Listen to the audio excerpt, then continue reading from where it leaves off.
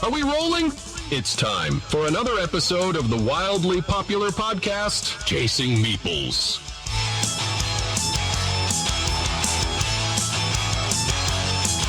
Happy Thanksgiving! On today's show, Chris and Angie delve into the strategic depths of Goblin Vaults, published by ThunderWorks Games. But that's not all. They're also talking about board game gift ideas. You won't want to miss this. The meeple quiz, the laughs, the insights, and the banter. It's all rolling your way, starting now. Hello, everyone. Welcome to the Chasing Meeples podcast. I am your host, Chris, and as always, I'm with my lovely co-host. Hello. It's Angie. Hey, Angie. How are you doing today?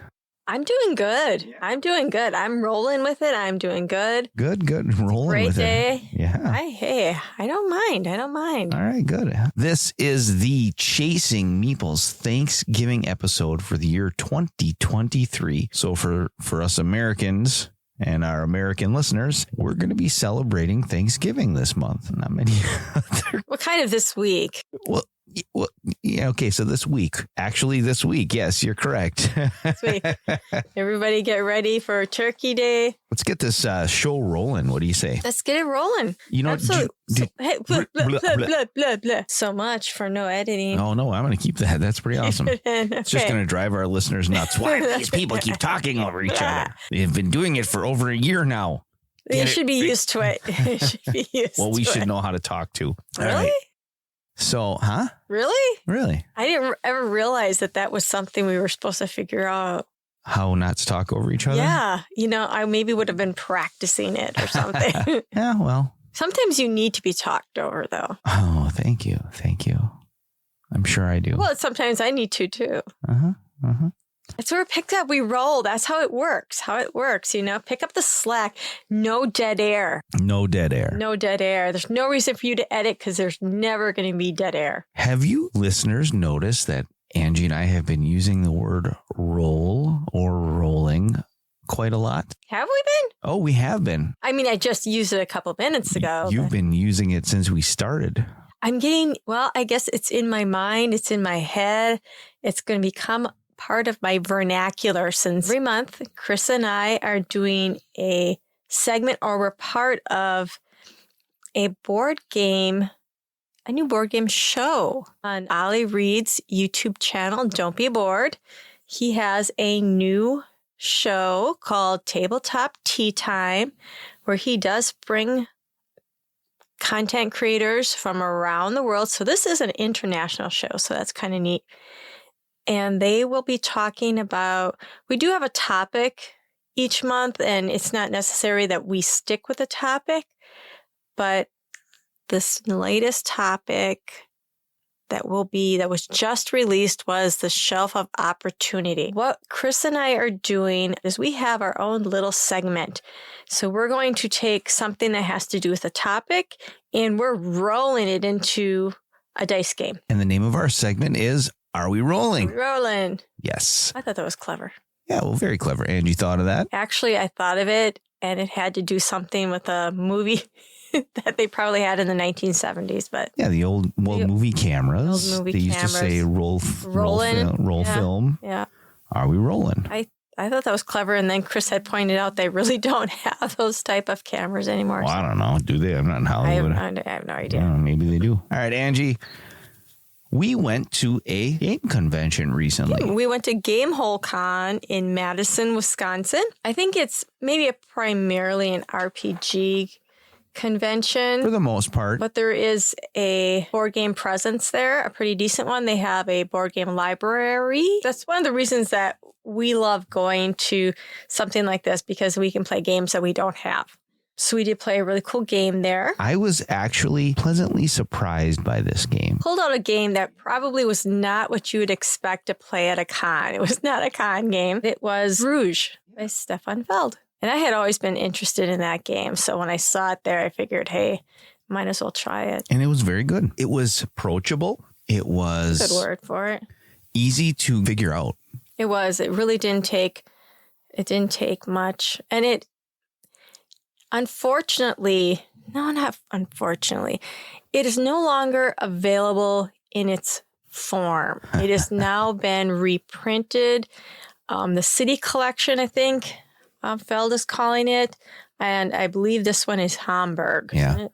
And it's also extremely expensive. Yeah. I think they changed a mechanism in it. I'm glad you chose that game from the lending library. What else did we do there? We talked to one of my favorite game designers, Keith Mateka, also the owner of ThunderWorks Games. We met him probably in 2018, the last time we went to Gamehole Con before this year. Really nice guy, really nice guy. We got to talk about the dawn of Ulos, and we talked to him about Goblin Vaults, and we talked to him about a whole bunch of good stuff. Yeah, I mentioned to him that he should actually play some games for enjoyment. And he said he doesn't get much time to do that. He's working and that kind of stuff. So he doesn't play a lot for enjoyment. You did mention to him also that you are a fan of his solo modes. He makes some very good solo modes for Pencil First Games. Yep, he does. I think they're really good. He made a comment about how that they were pretty simple jobs to do. He could actually do them in a couple hours. Yeah, that was pretty cool to hear that. And we did something else, which we don't get a lot of time or chance to do. We played a prototype, which I thought was very, very cool. I really enjoyed it. I was kind of nervous about doing it, to tell you the truth. Why? I'm a little intimidated by it. Like having somebody demo a game for you? Because, going into that, I usually go over the rules a lot, watch videos a lot before I play. And essentially you're playing as somebody's describing things to you once. But I really felt comfortable with the guys doing it. And I was able to say, can you walk me through this? He would ask, what would you want to do? And, I said, walk me through the steps. And he was really great with that. And I didn't feel intimidated doing it. And I enjoyed the game. It's not something that normally I would play or pick up, but I really did enjoy the game. And it was called Rove. So do you want to tell the folks what games we actually picked up while we were there? I don't even remember which games we picked up. Well, obviously from ThunderWorks, we did pick up. The games that we picked up there were Dawn of Ulos. We picked up Goblin Vaults, which is going to be a game we are talking about. It's our review in this episode. What else did we pick up, Angie? Sky Team. Oh, yeah. Spellbook. Yeah, I forgot we picked up that Sky Team there. And Genesis. That's a 2010 game. Yeah. So that was an interesting one. So it's not horrible. It wasn't a bad game. There wasn't a lot to it. I agree. As far as a lot of actions in the game, there's not a lot of stuff to do. There's like 3 things you can do, but it's like move. That's your action. That's it. Move forward, move backward, collect cubes, spend cubes, and that's really it. That's really it, yeah. I thought it was interesting. And you didn't spend a lot of money. I think you played for about $15. I paid $15 for it.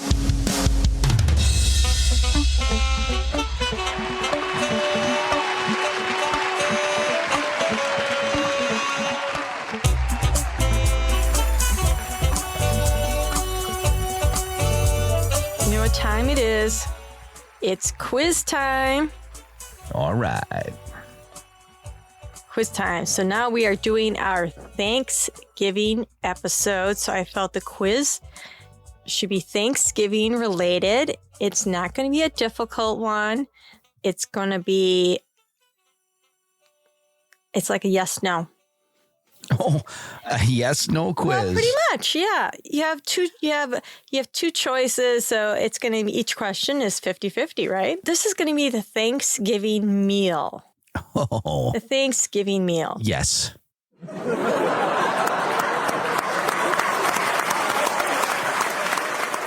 In your mind, if you go to Walmart and pick out a turkey, a butterball turkey, they feed 10 to 16 people. The average price is going to be $18.34.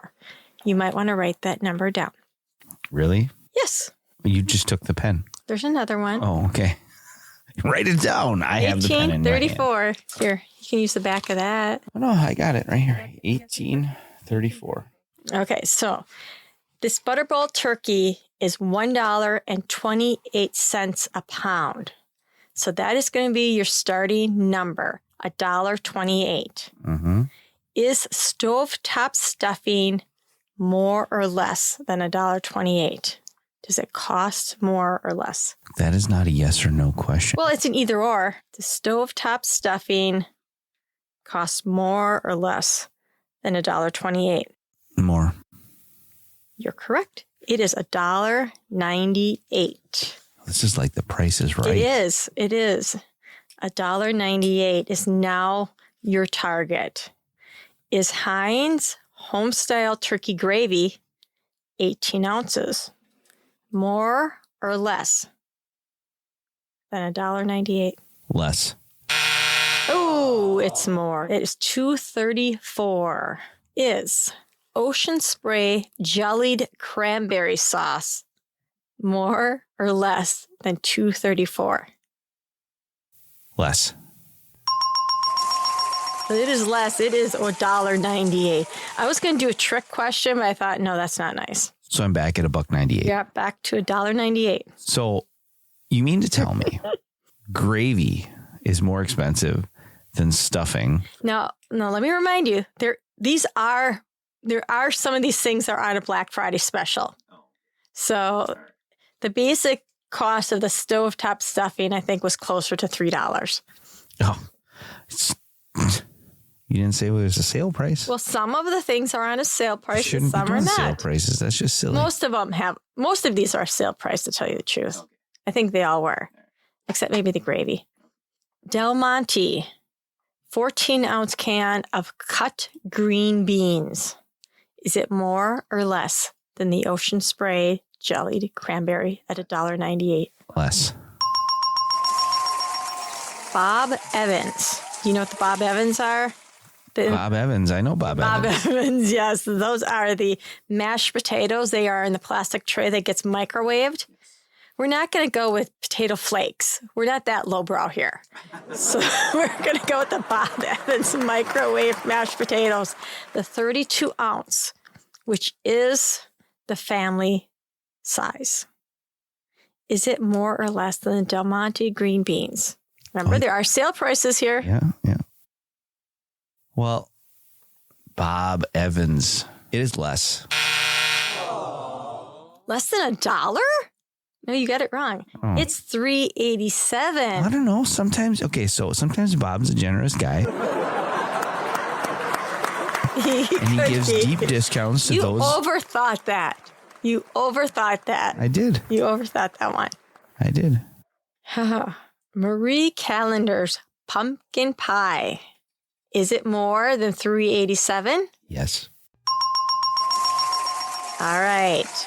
We got 3 of those. You're busting out some big names here. Bob Evans, Marie Callender. Is Patrick Cudahy coming up next? No, that's it for the Thanksgiving meal. No more Patrick. So you have Jimmy Dean. These are the numbers you need to remember now. Oh, I'm not writing any of these numbers down. Because you're writing them down. Well, okay, you don't have to, because I'm going to tell you. You're like literally telling me them. Well, okay. This Thanksgiving meal costs $35.14. Yeah. So right now you have 6 points. This is a 3-point question. Is it more or less than the Lego Classic Building Set, 1,500 pieces? Oh, it's less. Legos are freaking expensive. It is more. It's a Black Friday sale. They are only $30. Yay. I'm very proud of this, okay? That was horrible. I mean, my showing was horrible. Yes. It's a good quiz. That's the end of it? Yes, that's it. 2, 4, 6, 8, 10, 12. Yeah, I made 15 points. The grand finale was, is this Thanksgiving meal more or less expensive than a Lego set? That was it? It was so anticlimactic. I thought that was kind of funny comparing it to the Legos. Okay, here, bonus question. Bonus question. Now, how do you pronounce it? The Walmart brand, that ONN? It's pronounced on. On. It's ONN. On. Okay. They have a 45-inch TV. Is it more or less than a Thanksgiving dinner? It is more than a Thanksgiving meal. Okay. How much is it?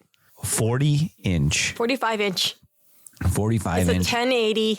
1080p on television is on sale. It's on sale Black Friday for $279.98. $98. What? $98. Are you sure it's 1080p? It's probably like 420p. Or No, something. it said 1080. Wow. 1080 Roku Smart TV. Impressive. $98. Everybody run there. You don't have to anymore. You can buy them online. Just get them, send them to your house. Well, that was a great quiz, Angie. I got 6 out of 15. I'll take it.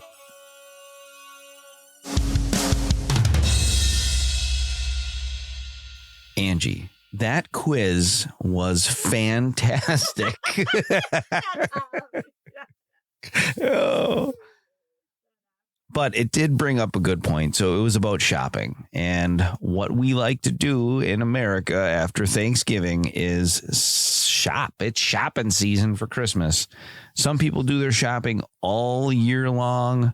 Others wait until Black Friday, which pretty much is an entire month now. So Angie and I decided that we are going to give you guys a little bit of our recommendations of what we think would be a good gifts to get people for the holidays. And we're just going to call it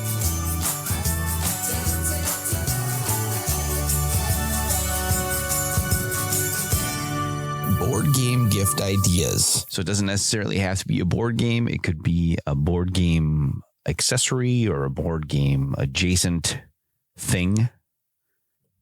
So Angie, why don't you start off? What is a recommendation that you have for a board game gift?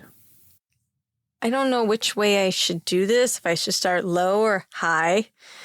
So I'm going to say I think a classic game that everybody should have is Carcassonne. Now, Carcassonne is one of those older games. It may be something that is already on your game shelf, but brand new to the gaming world, and I think it first reached the United States this year, is the cooperative version, Mists Over Carcassonne. So that's going to be a cooperative, and I can't really tell you anything else because we haven't played it yet. But I think I was really excited about it when I first heard about it because I do love Carcassonne. And it does, obviously, you can play it solo. So I'm excited about it. I'm excited to get it played this weekend. So if you would rather have a cooperative game for the entire family, that is a thing that you can get. Otherwise, I would always recommend base Carcassonne. Always. So as far as games, now I have a list of 8 games and I've ranked them from... I have ranked nothing. We'll call it like easy to learn to like a little bit more advanced games. And this list in my mind is suitable for somebody who in your family or a friend who you know plays games or somebody who does not. So if you're a gamer and you want to buy a game for somebody who you would like to maybe introduce to the hobby, I think this would be a good list to start with. So my first game that I would recommend would be Century. So you could either get Century Gollum Edition, which is the one that we have. And I think that to me, that is a theme. It's a theme thing too. That would probably make it a little bit interesting. In this game, you're basically collecting and trading crystals to buy golems. And it's simple, but yet it's strategic. And you are trading and swapping your crystal colors in order to get more valuable golem cards, which score you points at the end of the game. So it's kind of like a puzzle game where you're trying to find the most efficient way to upgrade your crystals and get your golems. And I think that would be a good game for gamers and non-gamers alike. It is. That the Century series is a very good game. It's kind of one of those, a lot of people have Century Century. A lot of people have Century Spice. Yes. A lot of people have that game. Century Spice Road. Yeah, that game. And yeah, love it. I love it. So I'm going to go, I'm going to kind of group 2 together that I have on my list because they could be stocking stuffers. Well, some things that might be good for some stockings would be maybe some booster packs, a lot of different card games out, but the big one right now out is Lorcana.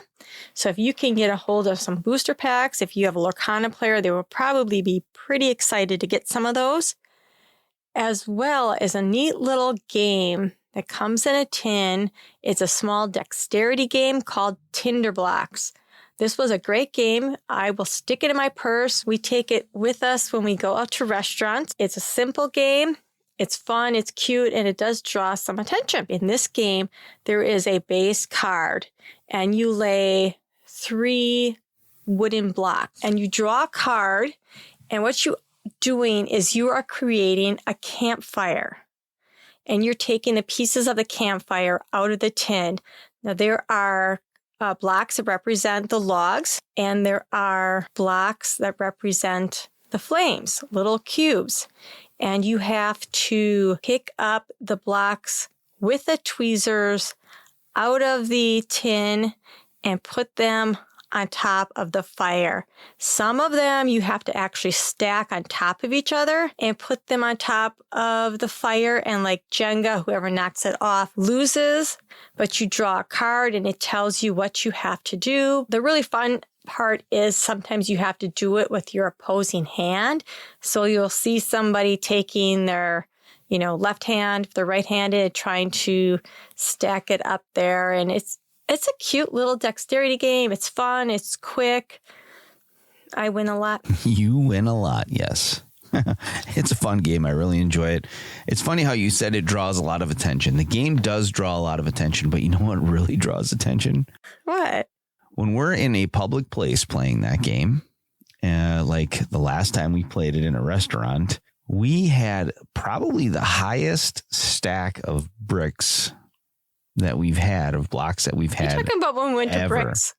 Talking about, ironically, when we went to the place called Bricks, the restaurant called Bricks, and Angie screamed so loud when that thing fell. She thought she had it in the bag. Oh, I did. She thought she had it in the bag, and the tower fell. The fire collapsed. Yeah, and there were some guys playing dart ball, and they had turned around and did they turn around and look? My eyes were closed. I think the whole bar turned around and looked. It was like one of those moments, those awkward moments when the jukebox stops and you're in the middle of a conversation and you say the most obscene thing and everybody looks at you.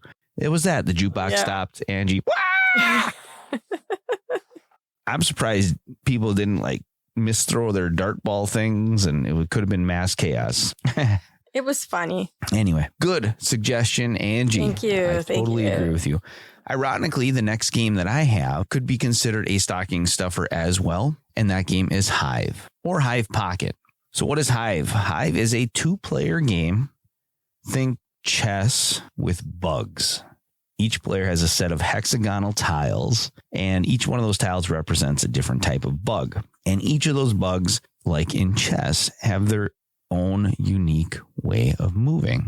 And the goal of this game is to surround your opponent's queen bee while stopping your opponent from being able to do the same to you.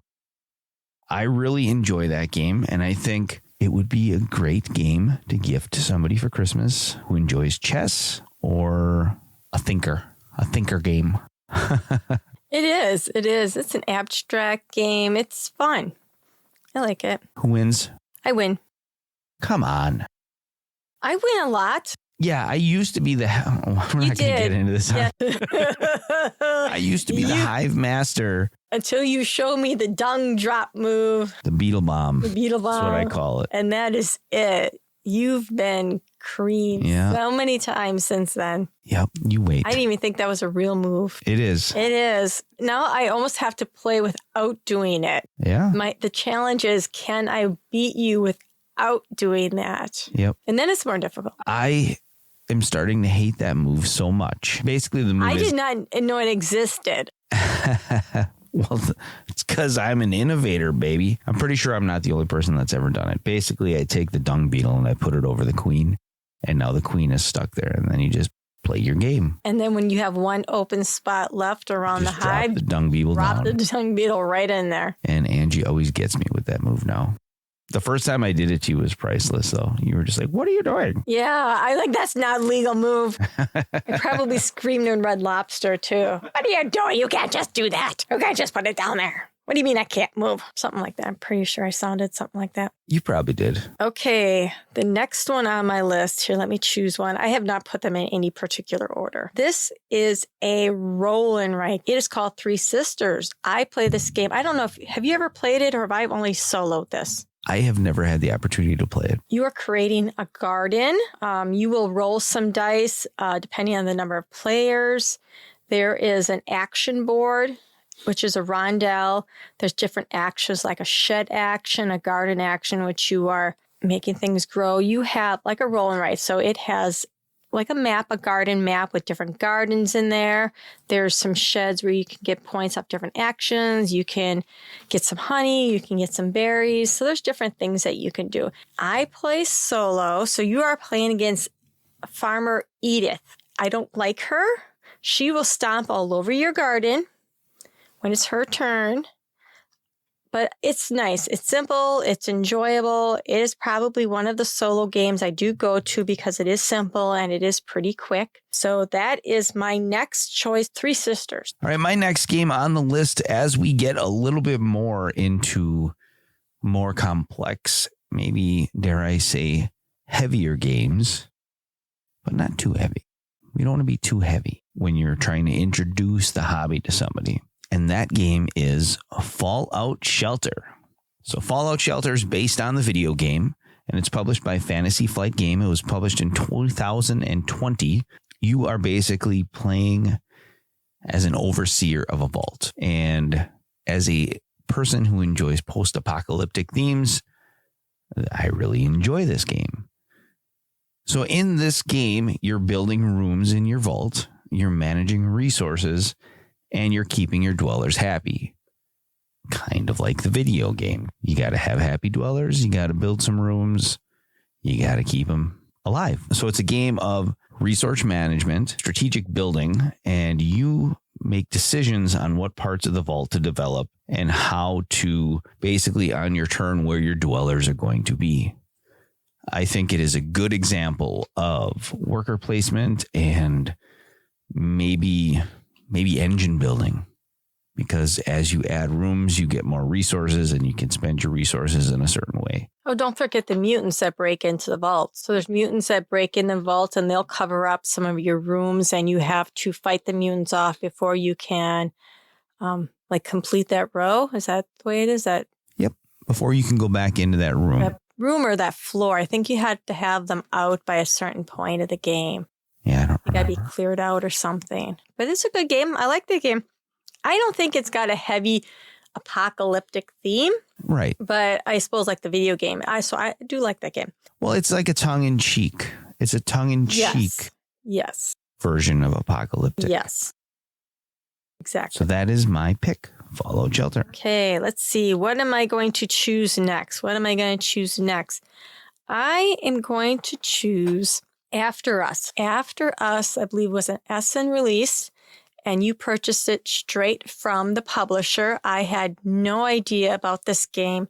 I did see people on some videos talk about it, and not so much talk about it. There are people that would say, hey, this is my haul from this con, wherever con they went to. I got After Us.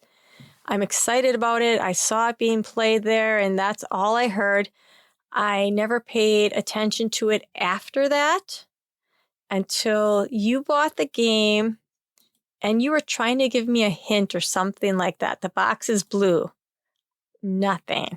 Then you're telling me there's a monkey on the box and I'm completely lost. I'm like, and then you tell me it's After Us. I'm like, After Us had a monkey in the box? I had no idea what it had to do with. But it has to do with a post-apocalyptic Earth where there are no humans left. There are monkeys that are going to terraform the planet for themselves using the leftover tech that humans left behind. And unlike, I think, a normal tribe of primates, these primates don't stick together. They're going to collect tribes of different type of apes. You have the mandrill, the great ape, you have chimpanzees, and and orangutans. So it is a deck building game. So you start out with a hand of tamarin monkeys, and you're going to, you're building your deck, so you draw a hand of 4 cards, and you're going to lay them out in a row.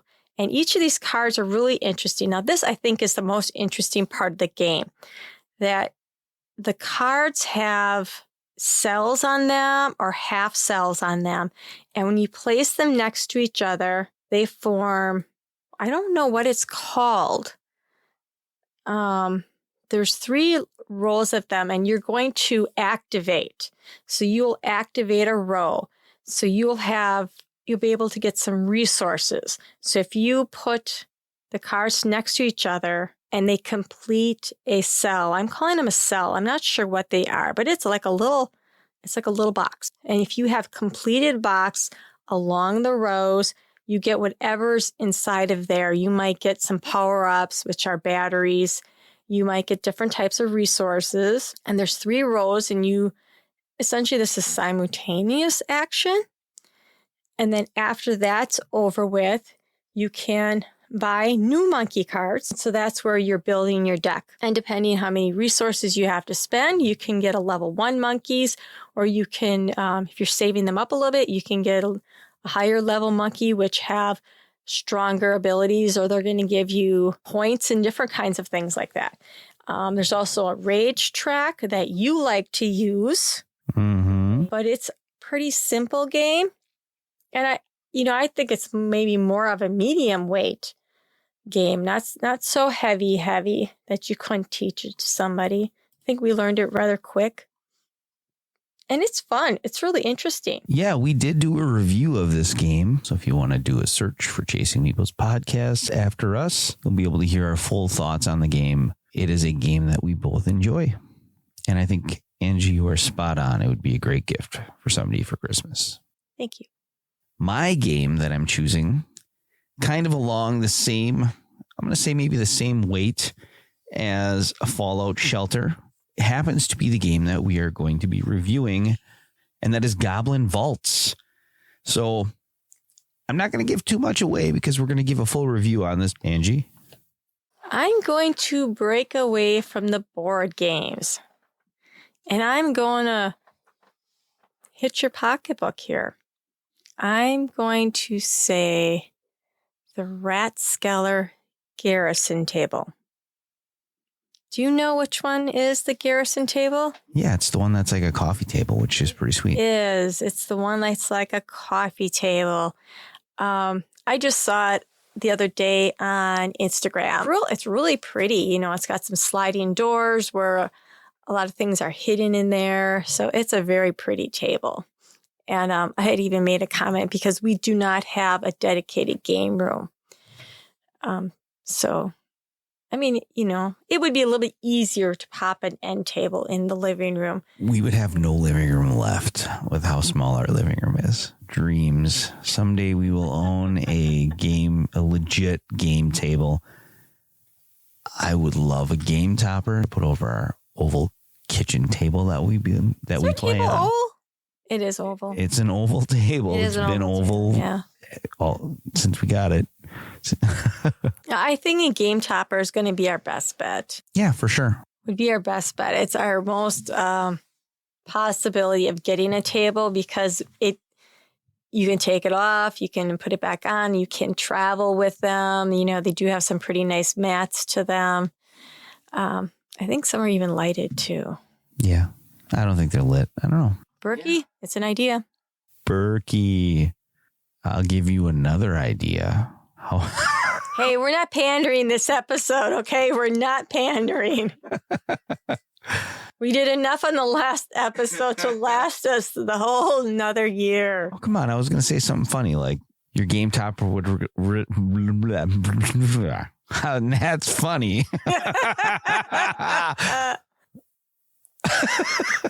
No, I was going to say something really funny, like, yeah. Hey, Berkey, those game toppers, they would look really good on an audio podcast. You should send us one. They would. So if you're listening, Chasing Meeples at yahoo.com. Anyway, okay, I got that out of my system. That's an excellent choice, Angie. A game table. That would be awesome. All right. Top that. Well, I can't top a game table, but I can tell you about another game because that's all I got on my list. And that is Dice Throne. So everybody knows I really like Dice Throne. So what is Dice Throne? Imagine a game where players take on the roles of unique heroes. Each hero has their own special set of abilities, and you roll dice. So if you know how to play Yahtzee, you know how to play Dice Throne. And you play cards to attack your opponents and defend yourself. The combination of dice rolling and card playing makes for a dynamic game where strategy and a bit of luck determines who wins. Can you tell Chris is rehearsed? I am, on the other hand. I'm just throwing stuff out there, hoping something sticks. You do good. You do good. Angie, what's your next gift idea? Oh, my next gift idea are convention tickets. Convention tickets, whether it is a cruise like the Dice Tower Cruise or a big convention like Gen Con or a trip across the ocean to Essen or just a smaller local convention. Those would always make a nice welcome gift for anybody in your gaming circle. Con tickets are an awesome idea, Angie. It doesn't have to be for the whole con, just a day. Yeah. Just a day, right? You can get a lot of good game playing, a lot of good sightseeing, a lot of good vendor hall action in one day. All right, my next pick is, of course, another game. So that recommendation is Wingspan. It's not too hard. It's not too complicated. So basically, you're playing the role of a bird enthusiast, and you're trying to get birds into your wildlife reserve. Each bird has its own special abilities and requirements that you need to be able to play them. So basically, you have to be able to feed them. You have to be able to feed them and put them in their correct habitat. So you're going to spend time managing resources, and each bird that you attract will allow you to maybe create some chain reactions of powerful combos, like the tuck action. The tuck action that always wins against Angie, except for the last 2 times we've played, because she's become the Wingspan master, and it has now become a game I don't enjoy. Well, I enjoy it up until we add up the score, and then I get so mad. It also depends on what cards you end up with. Sometimes you don't get the tuckers. Yeah, true. Yeah, there's times that you haven't gotten the cards that you can tuck. Yeah. So it's very card dependent game. Yeah. You play the cards you get. Angie pointed out to me the last time. I'm like digressing from this whole point of this. Angie pointed out to me the last time we played a game. I have one strategy for every game. That's right. You won't vary it no matter if you lose or not. You will not stray from that strategy. What was the last game we played that you did that? I can't remember. It was Goblin Vault. It was the faction points. It was the faction action. Faction points. Yes. Yeah. You kept sticking with that. You weren't looking at the end game goals. So I just made a face at my mic. Oh, at the mic? Yeah. Are you sure it was at the mic? It was at my mic, not my co-host. So I have one strategy, and if it didn't work last time, it's going to work this time. It's got to work this time. At some point, yeah. That's the way it works. It's got to work at some point. Well, if we play the game right, maybe it'll work. Yeah, well, we do. Okay. So that is my pick, Wingspan. Okay, my next present is I am going to choose Earth. Why am I choosing Earth? It is. You're going to give everybody the planet Earth? That's very nice of you. I am. You're talking about the game, right? right? World, the game Earth. The game Earth has been something that has been very lauded. Is that a word? It's been compared to Wingspan. It's been compared to Terraforming Mars. There have been people online that have even said that it had ended those games for them.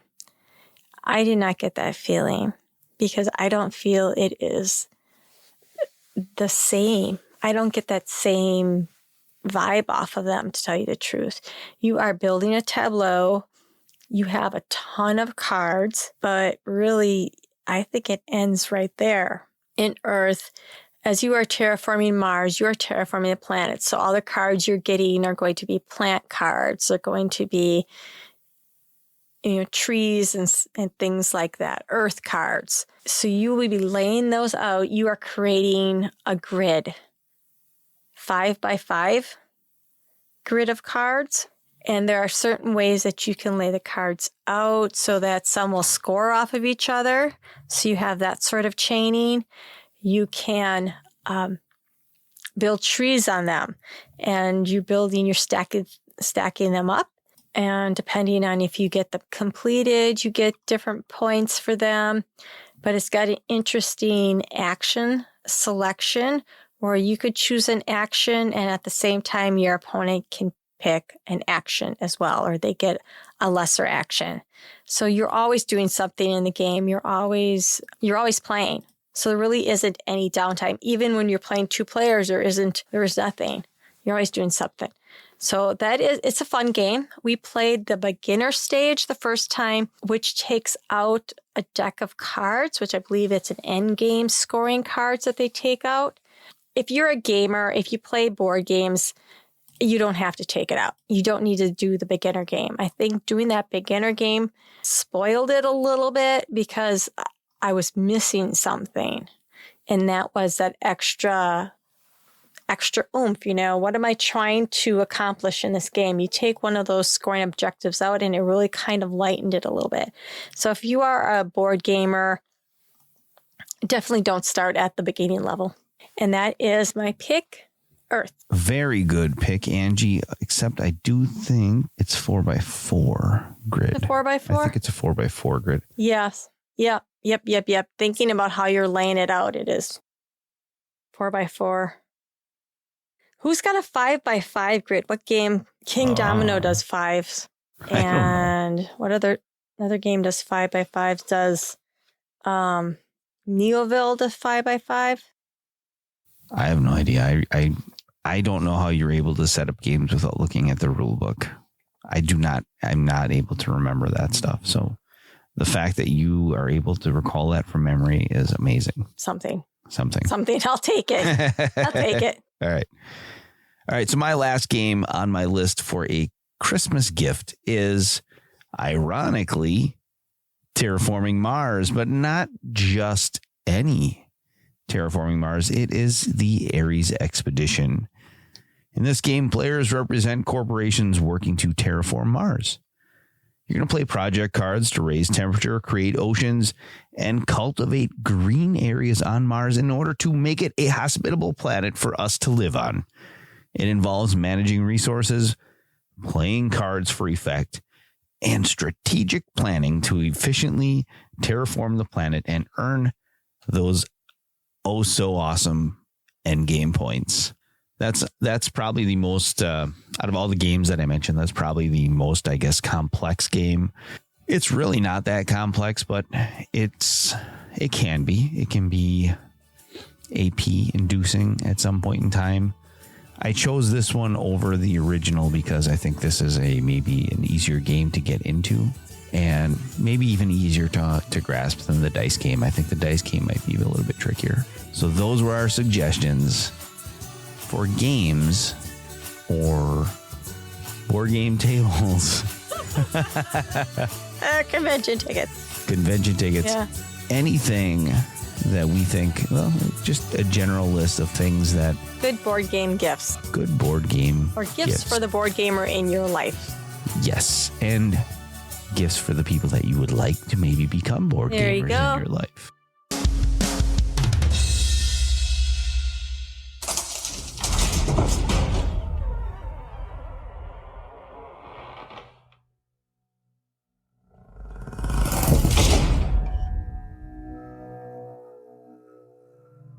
Fresh faces in the shadowed halls of Coolback Prison. Welcome, new inmates. I hear you're here for pilfering a turkey. A bold move. Here we usually stick to gears and secrets, but I admire the audacity. It seems you're my kind of people. I am Glavrun, the mastermind behind a game that's become the heartbeat of this forsaken place. Goblin Vaults. Imagine a game born from the depths of solitude. A perfect distraction from the dismal clanking of these iron bars. Here in this dank and dreary world, we play a different kind of game. A game of strategy and deceit, where your wits are your best ally. And trust is a currency even rarer than a choice turkey leg at a Thanksgiving feast. Today you'll be privy to a review of Goblin Vaults, courtesy of your daring hosts, Chris and Angie. They've delved into the madness of my creation, where each card is a step in a dark dance, and every bit could be the difference between triumph and despair. So gather around, new inmates. Let the echoes of this prison be the backdrop to a tale of cunning and ambition. For in Goblin Vaults, just like at your ill-fated Thanksgiving dinner, it's all about taking the right risks. Or ending up with nothing but bones. Listen well, and perhaps you'll learn something that will help you survive, both at the gaming table and within these grim walls. Who knows? You might even find that stealing that turkey was the best move you ever made.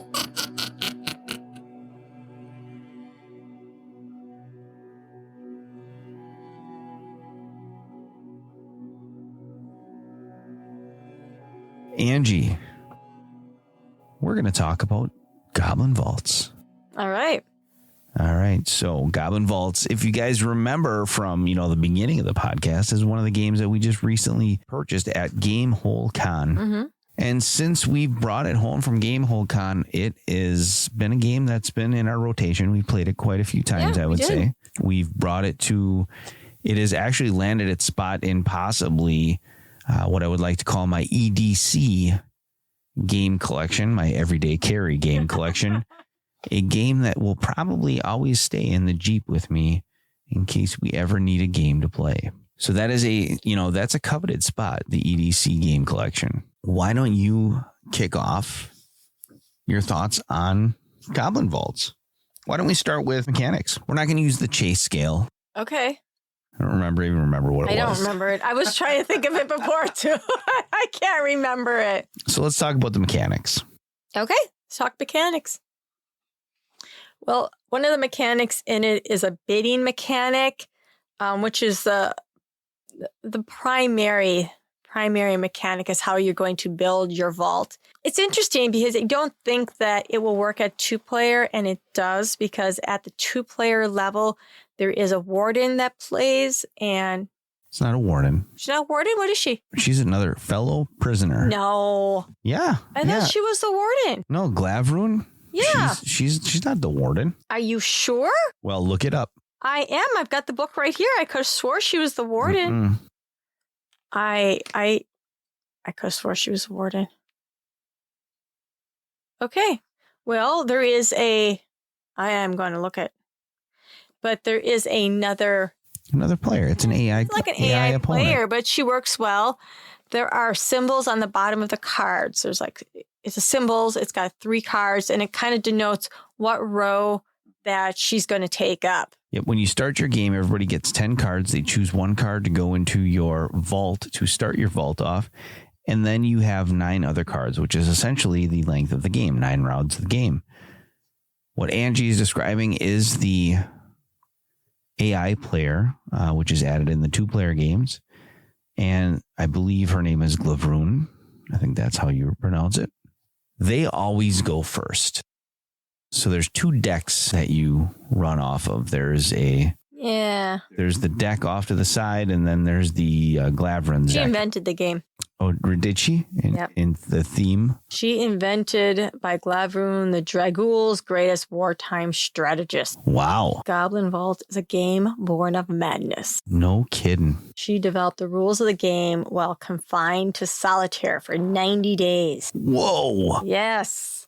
Yes, I want game designers out there to come up with something in 90 days. Lock yourself in a room, no lights, and you're going to come up with a game. That's right. She always goes first, and on the bottom of the card, there are numbers basically that represent the row that she's going to bid, which is the central cell block, essentially. Tells you which card she's bidding on. She puts her card there, puts her token on top so you know it's her card, and then it's the player's turn, and they will do the exact same thing. There is a bidding mechanic, and there is a card in there, the Warden card, which is essentially a trump card. Mm-hmm. So if you want to bid on a card and you want to guarantee you win that card, unless the person after you plays a higher trump card, and then you don't win it. Can't guarantee you win. Correct. And then there's also a ability to underbid. If you underbid, you take a gear, you put it on the winning bid card. And then the strategy is you get to take that card and put it into your vault. So if you got a card that you really like that you want to put in your own vault, then you use it to underbid so you can keep the card. Yeah.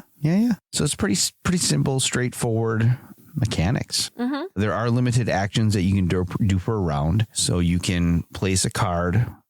If you play a card that matches, there's symbols on each card that are called faction symbols. So there's a trump card if you have the Warden card that's out there, and you play a card that also has a matching symbol as the Warden card or the trump card. Yeah. You get to do what's called a Warden action. So if let's say you've got a card in your hand that you're really not feeling too good about, you can take that card, put it on the bottom of the draw pile, and take a card from the top of the draw pile. Mm-hmm. And it kind of gets you some new cards into your hand. And then you also, if you are the first player... Oh, and then the Warden action also allows you to move cards in your vault around. That might be something that, you really want to do is if you have a card that you need to place in the first tier, let's say, and that's when you can move the cards around. Right, because if you can imagine, everybody, you have columns in your vault, and each column, your cards will have a symbol on it, and it tells you that it wants to be like you're gonna stack cards in threes. And it's going to tell you that this card wants to be on the bottom or the first card. Then there's one that'll show a picture of a card in the middle. That means it should be the second card. And then the third card is the one that's on top. These are the points that Chris always goes after because everything, if you have a card in the first row that has that matching symbol, you're going to get 1 point at the end of the game. 2 points for the middle row and 3 points for the last row. These are the points that Chris goes for every game. Well, of course, you should want to go for those points. Yeah, you do.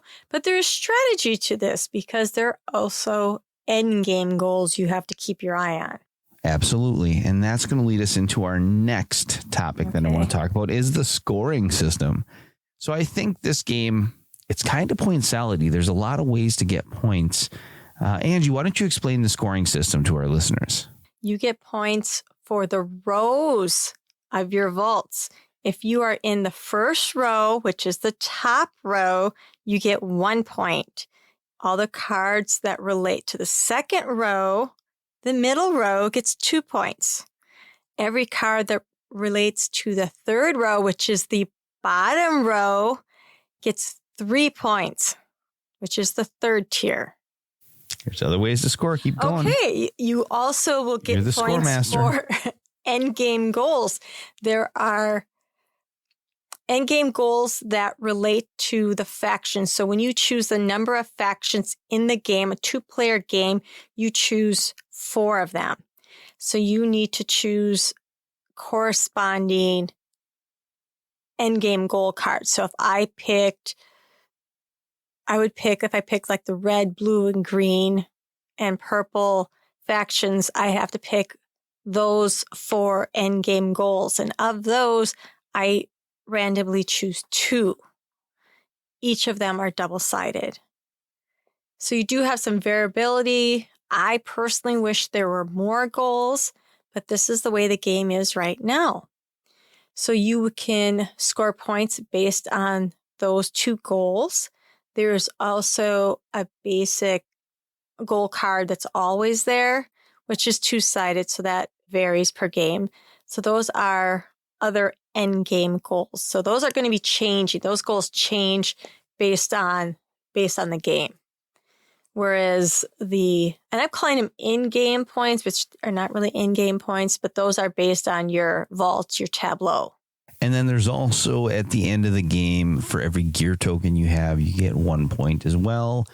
And then there's the faction icon. Players will then score 2 gears for each one of the faction icons, like we talked about, the snake, hammer, dragon, sword, or I guess arrows. You do good with this. You really do good with this. I don't. Somehow you do score. I tease you about always doing the same thing, but you're really good at having the tiers in the right spot, and then also having the faction symbol, your faction symbol on there. It kind of amazes me sometimes when I look over at you and you have, it's that well put together. And that's when it's very difficult to do that and your end game goals. I mean, I try to do, in my strategies, I'm doing these end game goals because some of them can really score you points, but it's difficult to do all 3 of them. Now, if you're trying to do those and do the tiers, so it is kind of point salady, but it's one of those games you cannot do everything. Mm-hmm. You cannot do everything. Yeah, you're right. And then the winner is the person with the most amount of points at the end. Of course, if there's a tie, the tied player with the most gear tokens wins. We have never actually got in that position yet. And if the tie is still a tie, then you share the victory. What's next? We'll talk about artwork now. As usual, ThunderWorks Games has some pretty awesome artwork on there. Okay, I have an odd question. Mm-hmm. Is this part of a lockup universe or the role player universe? It's all the role player universe. See, I thought lockup was different than role player. Nope. Because I don't remember like these goblins and these characters being in role player. Sure. All this stuff is in the role player universe. Okay. It's the role player universe taking place in the prison that the game Lockup is about. All right. Okay. Excellent question, and I'm glad I could answer it. But as usual, ThunderWorks, they have some pretty good quality components. Cards are pretty nice cards. They're not cheap. They're like a linen finish on the card. Wooden tokens. The art and the theme may not appeal to everybody, but it appeals to me. I like it. They're cute. I like the goblins. I think they're cute. I mean, they're not sweet cute like that. Yeah. But the goblins, they're cute drawing. They're good. It's good artwork. Good. All right. So overall, I would say that there's a high replay value to the game. I think the fact that you swap out your end game points or end game scoring conditions. I don't think it's one that would wear out its welcome very soon. That's my opinion. What do you think? I think you could, because I think I'd always strive to do a little bit better, if that makes sense. Mm-hmm. You know, I would want to do better at building your tiers because it's depending on which, cards come out. I think it's replay value. I think we'll be playing this for a long time. Yeah, I think as far as the gameplay, it's pretty tight. It's pretty quick too. Exactly. So you can get a lot of games in there pretty quick. As far as some pros to this game, I think it offers there's some strategy, there's some depth of strategy, and your choices are meaningful. You have to really think how you're going to bid on what card, knowing that the card that is the winning bid is the one that's going to slide up into the vault. That would be your next card to possibly bid on, right? So you could either play your strategy of underbidding if you really want the card that you have in your hand to end up in your vault, or play another strategic game of chess where you want the card that's in the. I did that once. Or did you do that where you lay a card down knowing it's going to slide up and then trying to get it? I do. That's a hard one. It's hard. You're taking a lot of chances. Yeah, it's a hard one. It's always a chance. I don't really. Yeah, that's a hard one. I only thought about doing that. I never really. I think I only tried it once. And I couldn't. There's only one con that I can come up with this game, and I think that even though I am playing the game with you, we're sitting at the same table, we're bidding on the same cards. Sometimes it feels like I'm playing a game of solitaire. I think there's just like feeling of I'm playing my own game though. Yeah, but why is that a con? I don't know. I just feel like, it's the bidding phase. We don't really have as much interaction. I think maybe there. If there were more people, it would be more competitive. Possibly. If you have 4 people, then you definitely are. We're almost at this point where we could choose our own card. Yep. And that's probably why I'm getting that feeling. Because there are points where I look at it and going, okay, which card do I want? So it's like, if I didn't really want a certain card, I can just pick one that, that you and Glavern, whatever her name is, didn't choose. If you have like 4 players, there's going to be a little bit more competitive. That's a really good point. It's going to be more competitive because you're always going to be trying to outbid somebody. Because 2-player, you don't really have to do that. You can play, you really don't have to play that competitive. If you have 4 people, then you are going to be a little bit more competitive, and it's going to be maybe a little bit more intense. I don't know how intense, but sure, maybe more cutthroat. Maybe cutthroat. I think maybe maybe your turns have more consequence. Yeah. Your choices. Yeah. Good point. I guess what you're just saying is we need friends. So anybody want to be our friend? Chasing Meeples at yahoo.com. Yeah, if you have a game table. Oh yeah, only if you have a game table. Right now. That's just kidding. Okay, all right. Well, that was Goblin Vaults.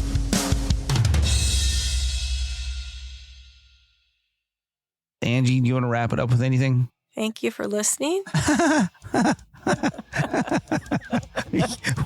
Woo! Wait, just yes, as part of put a period on that. I would like to say to all of our listeners around the world, even those that are not celebrating the holiday that we are celebrating here in the United States, Chasing Meeples would like to thank you very much for listening.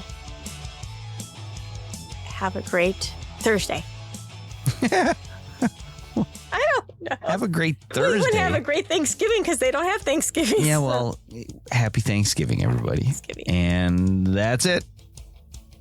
That's it. What a way to end this podcast. I don't know what to do. How do you normally end it? Keep chasing those meeples. Chasing those meeples, yeah. I guess I could have said that.